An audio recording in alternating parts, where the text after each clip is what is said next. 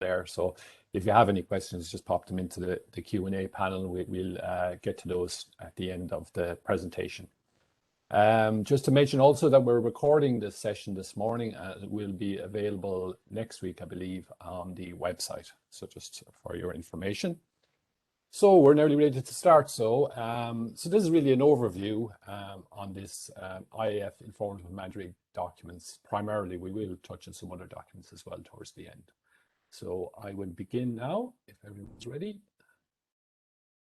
So the content of what we're going to look at this morning then is a little bit about IAF itself, the types of documents, informative, mandatory documents, and some other documents as well, EA and INAB.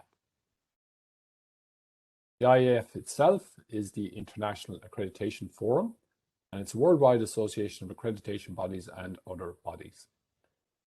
It deals with or covers areas such as management systems, products, processes, services, persons, validation, and verification. As a single worldwide program of conformity assessment. It is made up of 87 accreditation bodies, 24 association members, and has 6 regional accreditation groups, including EA, which we're part of EA, being in Europe, and then you have other regions such as the Asia Pacific, the Americas, etc. So covering, I suppose, 87 accreditation bodies across the world. This is a slide here that gives you an idea of the structure of the IAF, what's called the MLA, Multilateral Agreement. On the top level, you can see level 1 there is the accreditation standard, ISO 17011, which accreditation bodies must work to. And then on the next level, you've this sort of scope areas for certification. So you've got product certification on the left, management systems, certification of persons, and validation and verification. On the next level, just spells out what the standards are for each area, 17065, 17021, 17024. And at the moment, under validation and verification, you can see 14065, that will be changing to 17029, and the 14065 will drop down a level. So 17029 will be the overarching accreditation standard for validation and verification, and 14065 will come underneath that.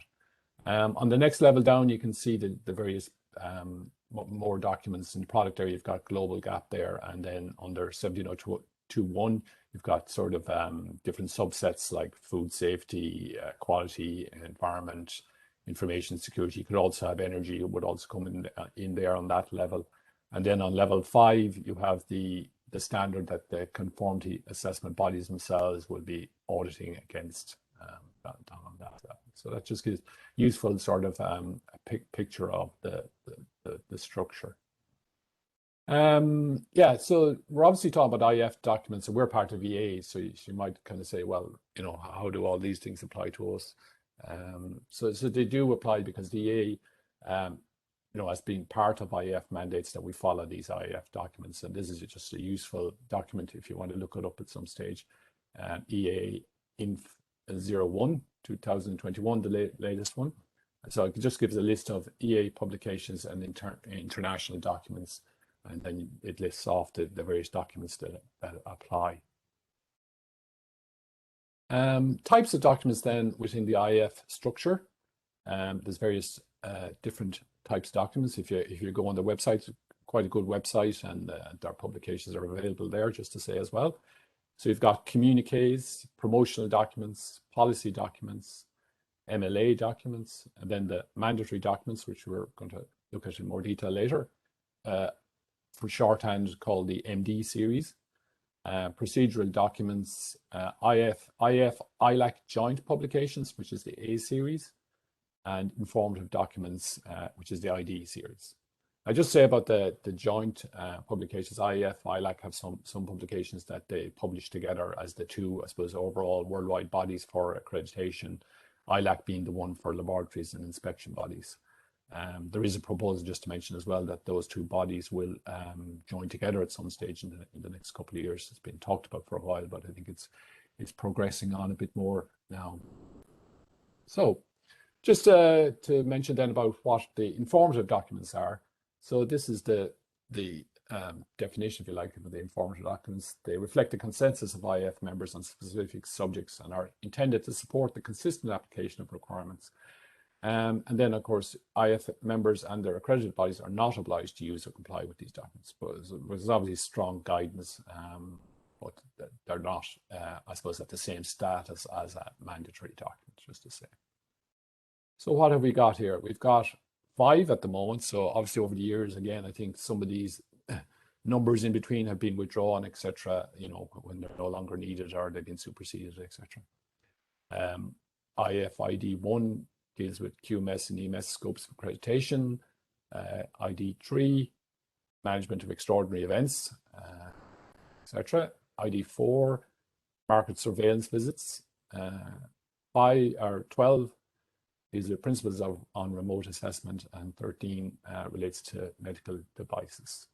So we'll just mention or look at these in a little bit more detail now. So ID 1, I just put up a screenshot here from the document. I'm sure lots of you are familiar with it anyway. So it just gives us a different breakdown of the various sectors within both areas, QMS and EMS, what we call for shorthand IAF codes, if you like, the different numbers on the left. It gives then description of the economic sector in the middle, and then on the right hand side gives a bit further detail in terms of, you know, NACE codes, if you want to further subdivide, I suppose, if you want to go with that a little bit further, to give a bit more detail on what each one of those consists of. So that's the sort of structure that we would use for our scopes of accreditation to describe an organization that's involved in this particular area, but their scope. So that's that document. 11 is the one, sorry, ID 3 rather, is the one dealing with extraordinary events or circumstances affecting ABs, CABs and certified organizations. And it's been around since 2011. And of course, I just highlighted obviously the topical one over the last 18 months. It does mention pandemic as one of the extraordinary events that could happen, and that's the one obviously we've been experiencing. So, but we've all, I think, accreditation bodies and certification bodies, they've been looking at these documents more closely over the last while. ID 4 is dealing with market surveillance visits to certified organizations. So this is an interesting one. Short market surveillance visits used by accreditation bodies or others in order to complement traditional oversight techniques. Now, it's not something that INAB has implemented, but it's still an interesting idea. I'm not really aware of that many excuse me, accreditation bodies have used it. I think in 1 or 2 cases they have, but it's certainly an interesting idea. If you have time, you could have a look just to see what's in it. ID 12, principles on remote assessment. So these are general principles about how, you know, criteria, etc., and planning, conducting remote assessments. And this one is really for remote assessments conducted by accreditation bodies rather than audits, I suppose, conducted by certification bodies. And the next one here, ID 12, this provides long-established medical device names and classifications for risk classifications do not exist in the global medical device nomenclature. Yeah, so I believe there's a lot of different risk categories in this, and this is an attempt to rationalize it in some way. That's those documents. Moving on then to IAF mandatory documents. These are required, so this is the difference. This was really IAF mandatory documents are required to be used by accreditation bodies when accrediting certification or validation verification bodies to ensure that they operate their programs in a consistent and equivalent manner. So that's the overarching principle that you know, within each country and then across all the regions and across, you know, worldwide, that you know, we aim for this consistency that we're all approaching the various accreditation standards assisted by these mandatory documents in a consistent manner, so that the certificate has equal value and standing everywhere. That's the overall aim. So just to go into detail, I haven't listed them all off separately. We'll kind of just click through them as they come along. So MD1 in the first instance is relates to audit and certification of a management system operated by a multi-site organization.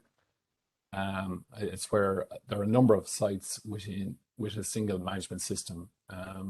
And if there are, within these sub standards that relate to ISMS or food safety, I see a typo there into 22,004, it should be 22,003 and 50,003. If there are any requirements within these documents, they do take precedence over MD1. It says that in MD1 itself.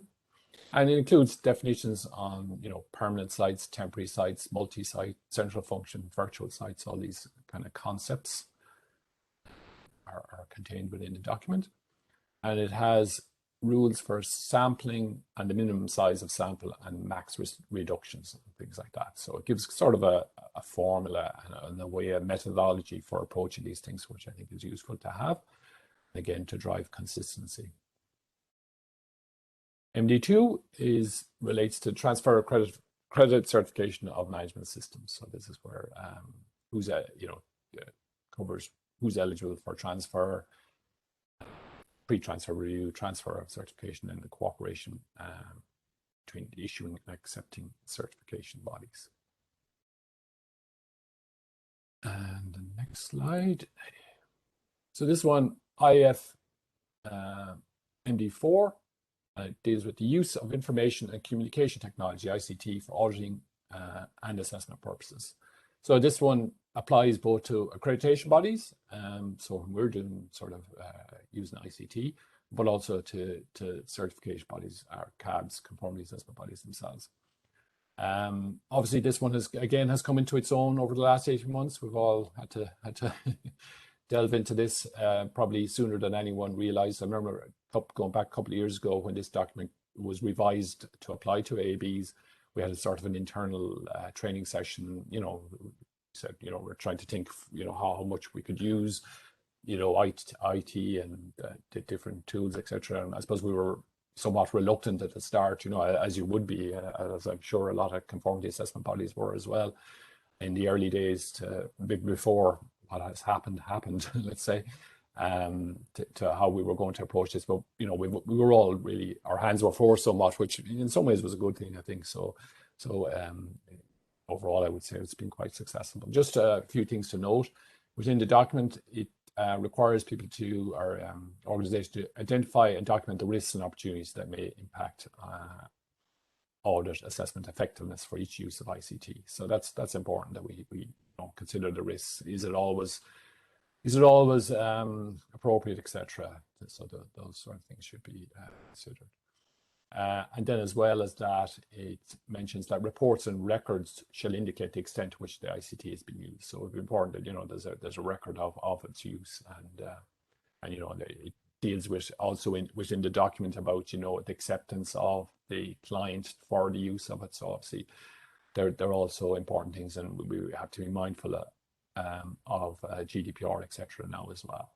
So it's that one. Another one here that I'm sure certainly a lot of management system certification bodies will be familiar with, MD5. It's a big beast of a document, really. There's plenty in it. So it relates to determination of audit time for QMS, EMS, and occupational health and safety. A couple of interesting definitions again: audit time and duration of audit. So audit time itself is the time needed to plan and accomplish a complete and effective audit of the client's organization's management system. So just highlighted complete and effective audit. So that's really what it's all about. I know there's lots of tables and figures and numbers, but it is emphasized that we should keep in mind that that's what we're trying to achieve, a complete and effective audit. And then duration of audit, which is a separate thing, is part of the audit time. So it's a subset of audit time spent conducting audit activities from opening to closing meetings.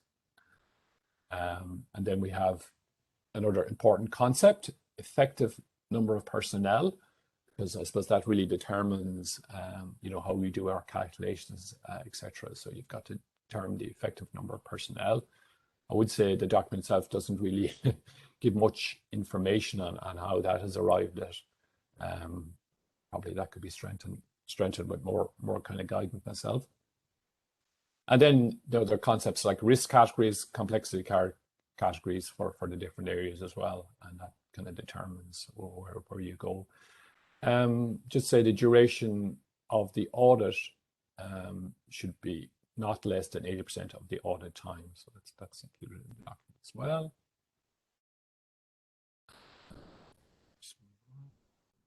Yeah, so I just included a snapshot here of one of the documents, one of the tables.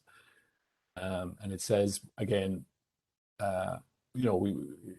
regard to reduction. So the reduction of audit time and management systems shall not exceed 30% of the times established from tables QMS1, EMS1, and table 1. So I suppose that's important. Like, I mean, sometimes I think we can get fixated on reductions, but certainly there's a limit on the reductions themselves, and reductions may not always be appropriate for whatever reason. But you can see there the complexity of one of the tables. And again, as I said, the effective number of personnel down the left-hand side, that really determines, where you go, really. I mean, if you're out by a factor there, can determine, can done on the days, etc. So that's obviously, we could spend the whole, I think, webinar talking about MD5 really, but it's just a quick mention of it. MD6, application of ISO 14065.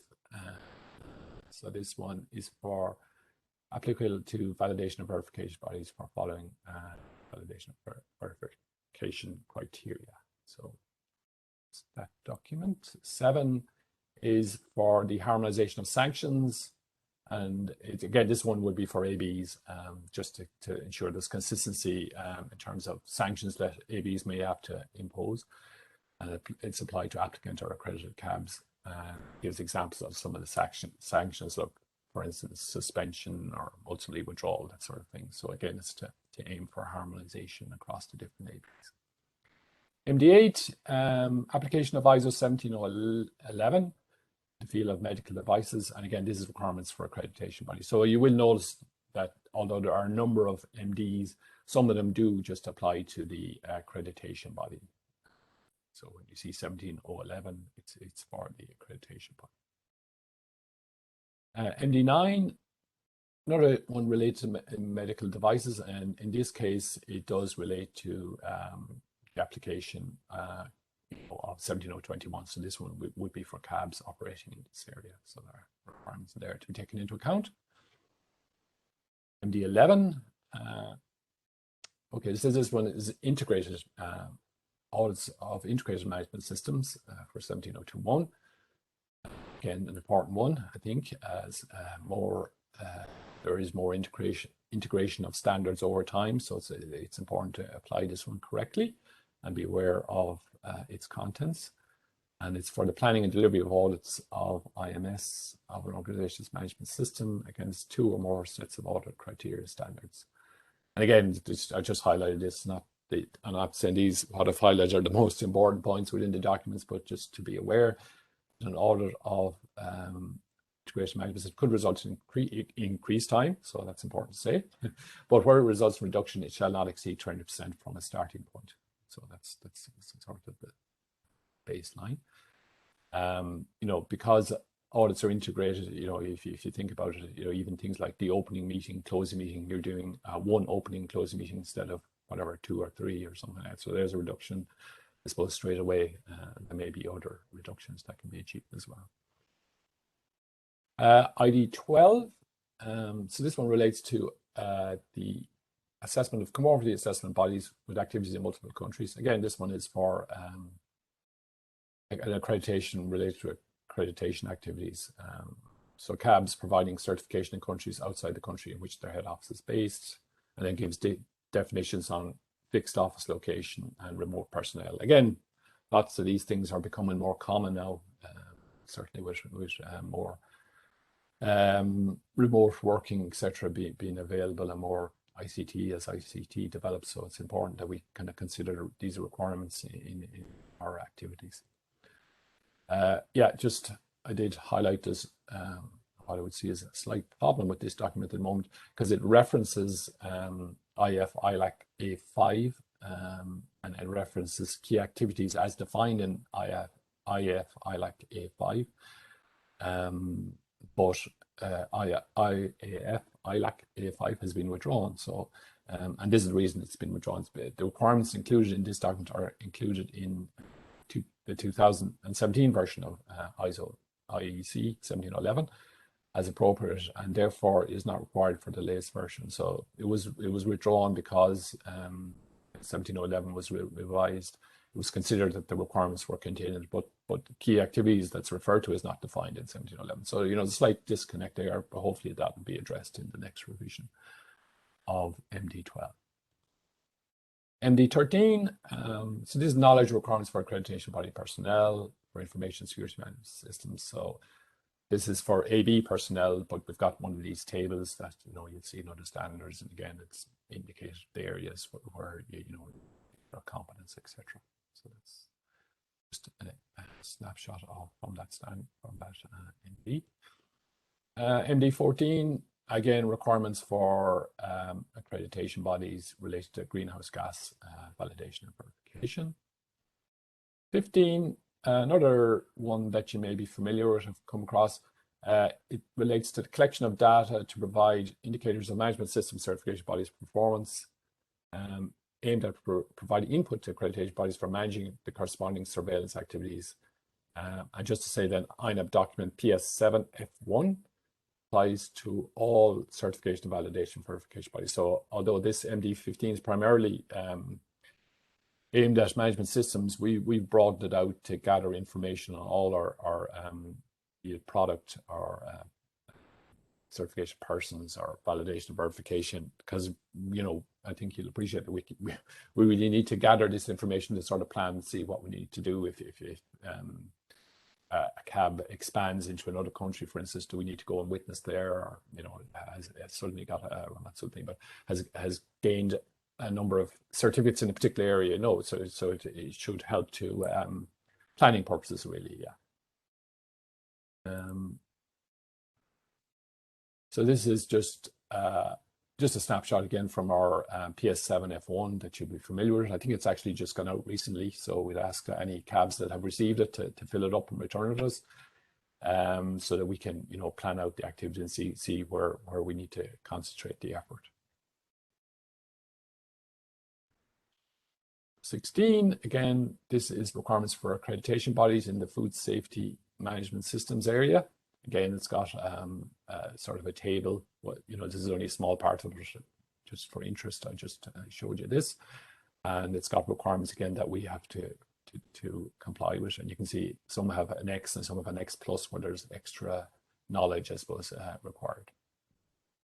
17, another one that you may be familiar with, relates to witnessing activities for accreditation bodies for management system certification. The document itself, MD17, relates to 9001, 14001, and 45001, and has it mentions concepts such as the frequency of witnessing required by ABs, clusters. So activities are clustered together, identifies critical codes. And just to say that we've taken all this then document and we've transposed it, I suppose, into INAB PS22, and we broadened it out to try and cover some more management systems as well that aren't included. So it concentrated these ones, but we tried to make it a more comprehensive document from our point of view, and also included requirements around product and product as well, and 17024 as well, just to make it a broader document. The frequency thing, I don't know if you're totally familiar with it, but initially a certification body would be required to be witnessed over one cycle, so that's 5 years in our case, INAB's case. But then, based on that performance during that initial 5 years, you can move on to a longer program, which is over 10 years currently, so that the witnessing could be achieved over 10 years. But it can revert back to the 5 years as well, etc., based on performance. So it's just it's not a given, let's say. So let's move on. Yeah, so they just included a picture here from MD17, just the tables within it. So you can see down the left-hand side, you've got the technical clusters, you've got the IAF codes, obviously not in order because they're grouping the activities together here in technical clusters. Got the description of what's in those clusters there. And on the right hand side, they've identified critical codes. So within each cluster, there may be a critical code, or there may be two critical codes. And witnessing, you know, generally follows, you know, if you're active in the critical code, we should witness that initially to get it onto the scope. And where there's an or, there's a choice of critical codes. Where there's an and, you need to witness both, etc. So that's just a quick idea of what's in that document. MD20, generic competence for AB assessors. Again, requirements for accreditation bodies. 21, it's got requirements for the migration to ISO 45001 from OSAS 18001. And this, although it's not withdrawn yet, will, I'm sure, shortly be withdrawn. That has just occurred, the final cut-off date on that position. 22, again, this relates to occupational health and safety. And I just highlight this a little bit here. It's got two interesting references here. So this issue 2 includes 2 mandatory appendices which introduce specific requirements to the following IAF and EA documents. So mentions about there's an appendix on legal compliance as part of occupational health and safety, and it references an EA document 704, which is to do with legal compliance for environmental management systems. So it's interesting that they've taken the approach of the legal compliance within document included for health and safety within MD22. And also the scope of accreditation from ID1, it's also included that as an appendix here as well. 22, sorry, I might have, but the next one anyway relates to the control of entities operating on behalf of accredited management system certification bodies. Again, this is sort of where there's entities, you know, underneath the overall CB. It relates to ones that are wholly or partly owned, and there's various, you know, definitions, maybe representative agency, franchisee, sales office, etc. And, you know, highlights the contractual relationship with the CB for performing certain certification activities should be examined, etc. So it's got regarding that. Yeah, so briefly, I'm just going to mention some other documents now. Those are the main. I know it's quite a quick run through, but it's just to, I suppose, just to appreciate all the documents that are there. As you can see, it's probably not as daunting as you think initially when you see the big long list, because some of them do apply to the ABs, etc., or some are very sector specific, so they may not apply in your case. Just that there are some other documents as well. INAB has a mandatory and guidance documents policy and index DC1. So that's a useful document. Again, it lists all the different documents. You can see the revision numbers, etc. And that comes out, I think that comes out twice a year from INAB. It's available on our website. So I'll give you an overview of all the various documents. It refers to all these IAF documents, etc. EA itself has some documents, and we've got some INAB policies. So I'll just briefly show this. EA documents, it's got various documents such as EA 122, which is a procedure and criteria for the evaluation of conformity assessment schemes. So this would relate to you know, a scheme, probably more so in the area of product certification, I think is where we come across it most, but also maybe in the certification of persons would be another one, not so much in some of the others. I think in 17029 it will also be applicable as well. But EA 122 itself is primarily for, you know, the evaluation of schemes that are going to be used on, say, a European-wide basis. But we do take this approach for national schemes as well. So that's an interesting document. I am aware that IAF are looking at developing some sort of a similar document as well. So that would be an interesting one, because at the moment this just applies to EA. EA 217, anybody involved in notification will be aware of this document. It's been revised in the last couple of years, and various, you know, that there's mandatory preferred standards, let's say, that we're supposed to accredit organizations to, and you know, primarily I would say are in the majority of cases we are doing that currently. Some may have to transition, or some will have to transition, and there's cut-off date of April 2023 on that one. But it's got lots of rules and you know, lots of information in that document as well. So anybody involved in notification will be aware of it. EA 220 is guidance on consultancy and the independence of conformity assessment bodies. So that's another interesting one. EA 312, for those that are involved in organic certification, they will be aware of this one. So it's another important one. It's got lots of tables and rules, I think, around witnessing in that one as well. So that's another key one for those involved in that area. EA 602, guidelines on the use of, as you can see, this kind of dates it really because it refers to EN 45011 and ISO 17021 for the certification to ISO 3834, which relates to welding. That document is under revision, so that I think it's going to be reissued soon.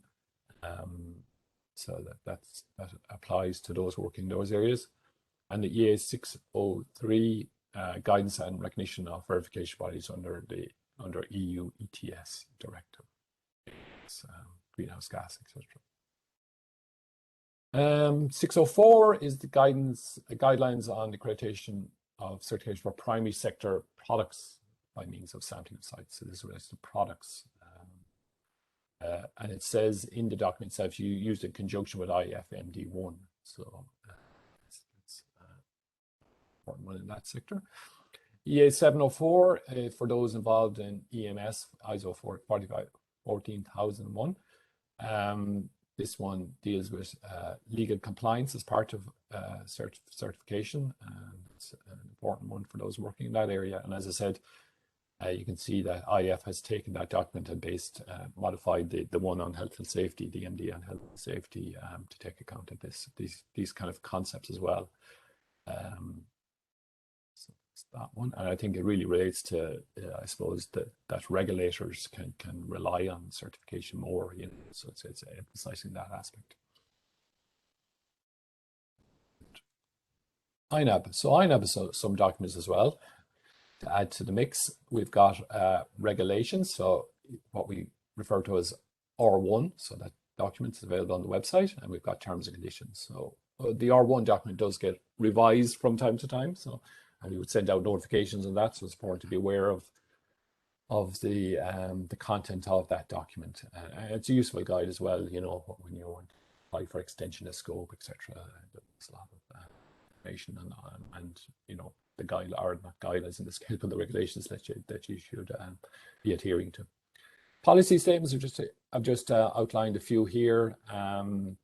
Not the whole list again, isn't it? There's quite a long list. They probably won't all apply to all cabs, but some of them are general to all cabs, but a few in particular just to highlight.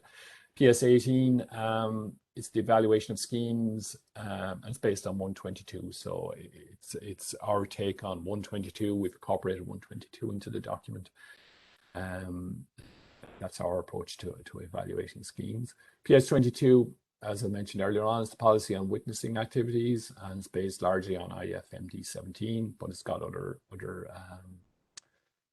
it covers a larger scope, I would say, than MD 17.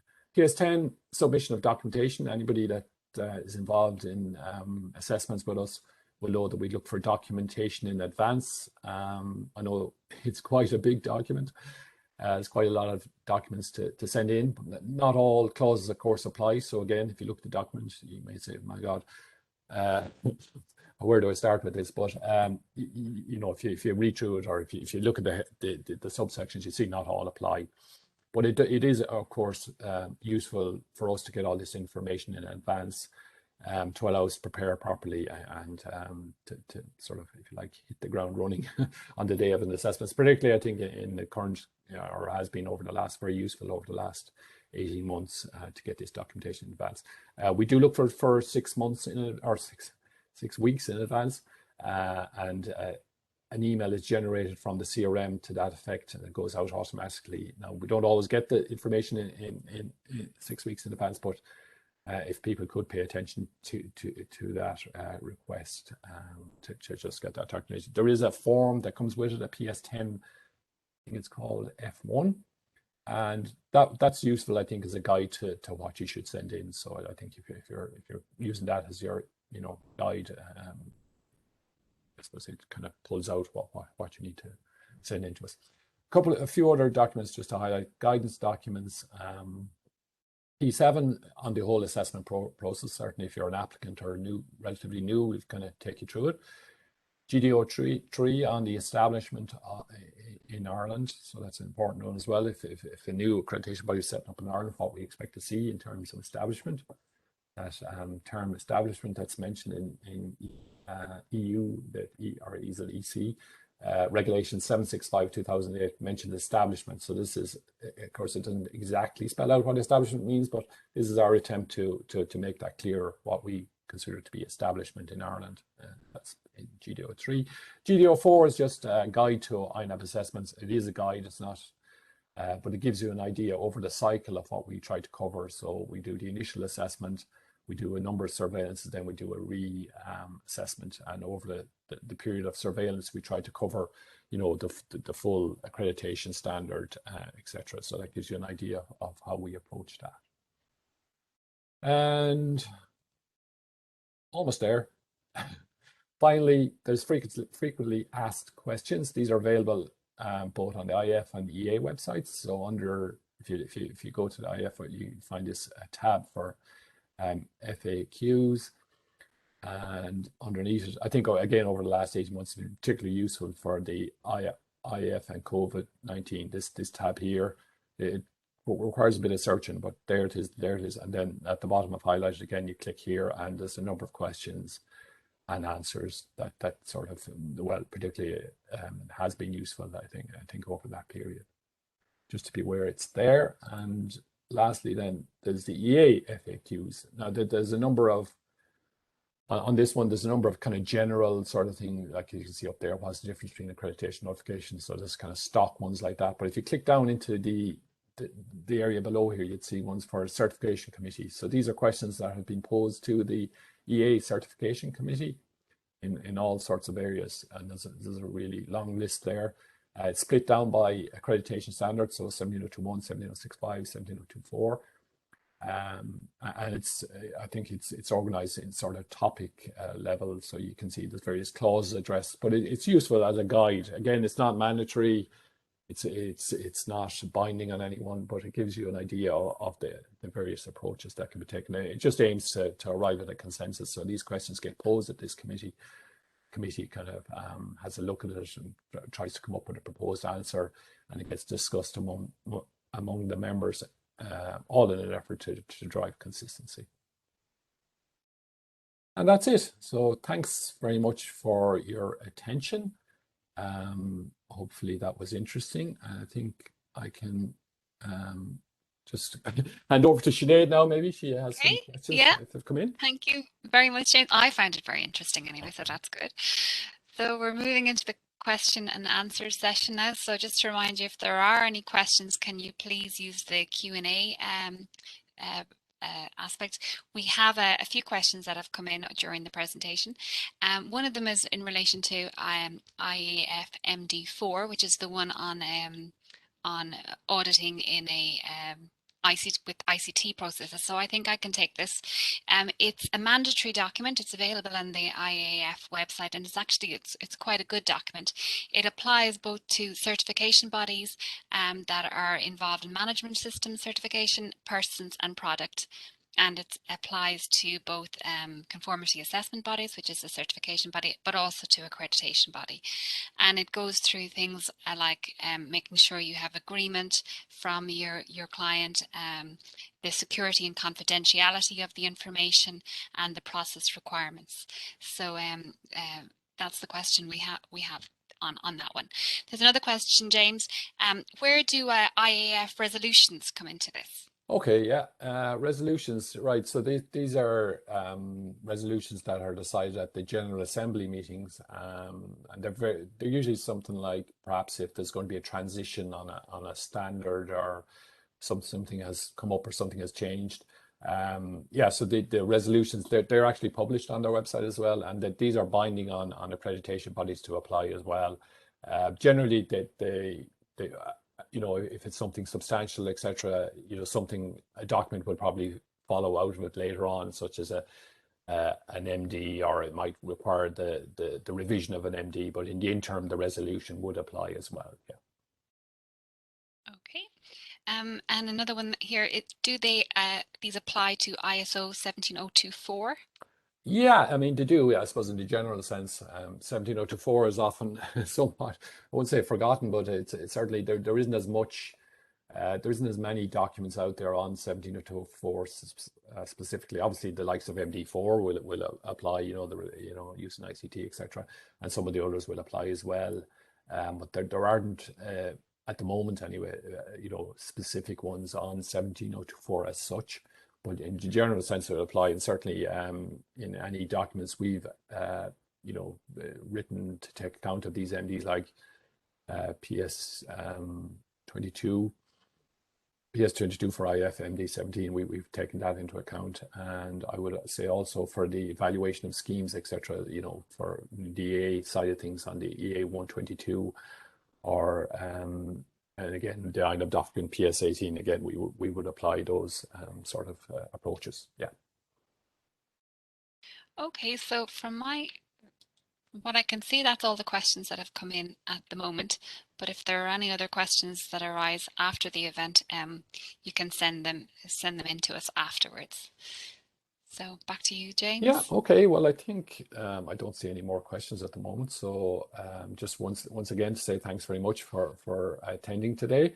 As I said, I think at a future date we could maybe go into some of these MDs in more detail. You could certainly spend more time on some of them just going through them. But for an initial, I think, introduction to the whole area, I hope it was worthwhile anyway. So thanks again, and enjoy the rest of your morning.